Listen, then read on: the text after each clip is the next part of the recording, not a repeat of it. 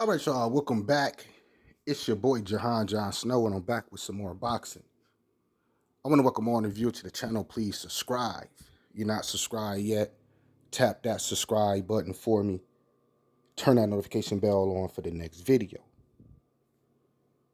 All right, y'all, now check it. I thought I'd give an update on these four heavyweights y'all see right here. We got Martin Bakoli, F.A. Ajagba, Frank Sanchez, and Philip Hrgovic. Now, Frank Sanchez, Philip Hrgovic, in negotiations, they're going to be making a fight. They was ordered by the IBF to make a fight. We got Martin Bakoli, F.A. Ajagba fighting on the Canelo undercard.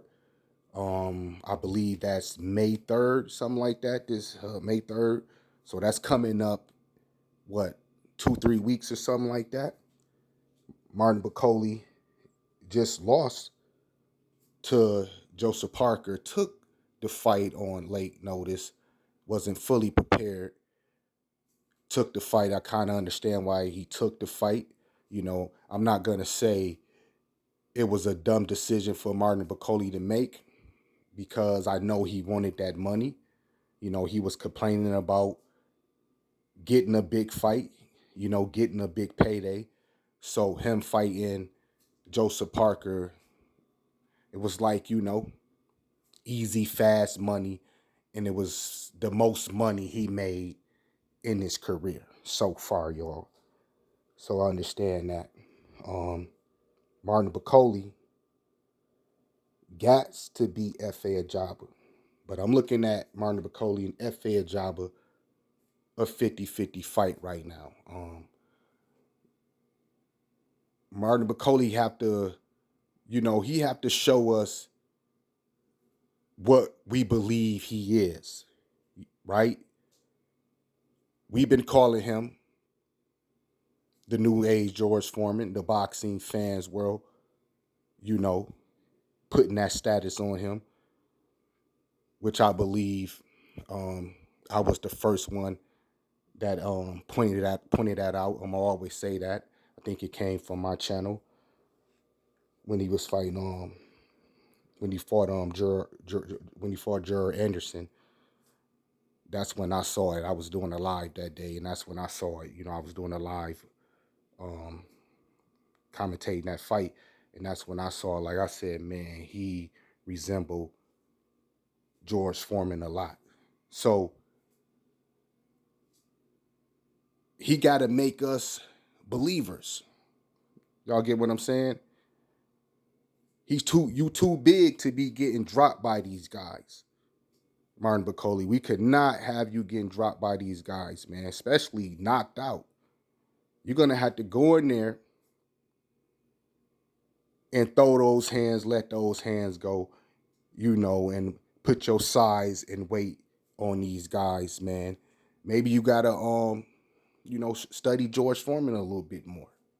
I understand that, you know, he probably feel like I'm Martin Bakoli. I can only be Martin Bakoli, right? But you can always learn more. You can always learn more. F.A. Ajagba, y'all, you know, built like a ton of bricks. Very powerful opponent, heavyweight here. You know, believe he got that African blood. I think he's from Africa or something, right? But he ain't no pushover, and he ain't no punk, right? He gonna have to stop him, man. He got to stop him, or F.A. gonna be looking to stop Martin Bakoli because he's coming to fight, and that's guaranteed. He's coming to fight, and he believe he can beat Martin Bakoli, you know. So it all depends on what, you know, what type of, you know, Martin Bakoli come into this fight, you know. May 3rd. May 3rd or 2nd. I think it's May 3rd. I think Ryan Garcia and them fight May 2nd, and Canelo William Skull May 3rd. I think that's how it is. But anyways, y'all, I want to get down to why I'm making this video, right?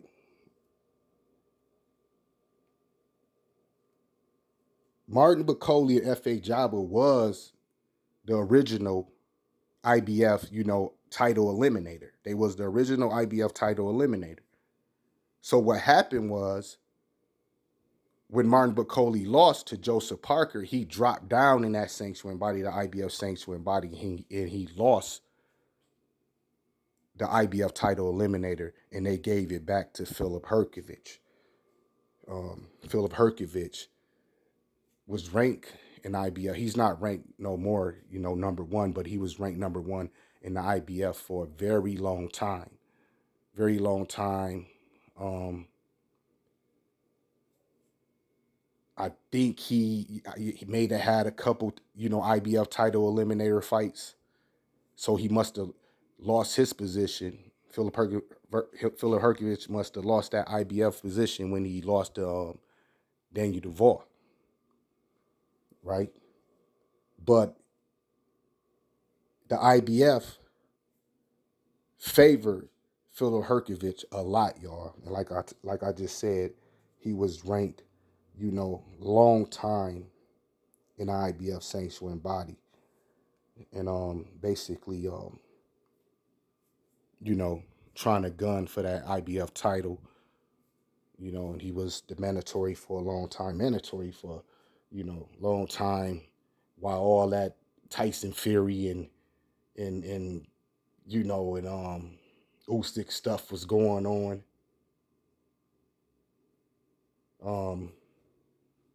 When Usyk was fighting Daniel Duval, I think he was still ranked number one, Filip Hrgovic. So y'all get what I'm saying?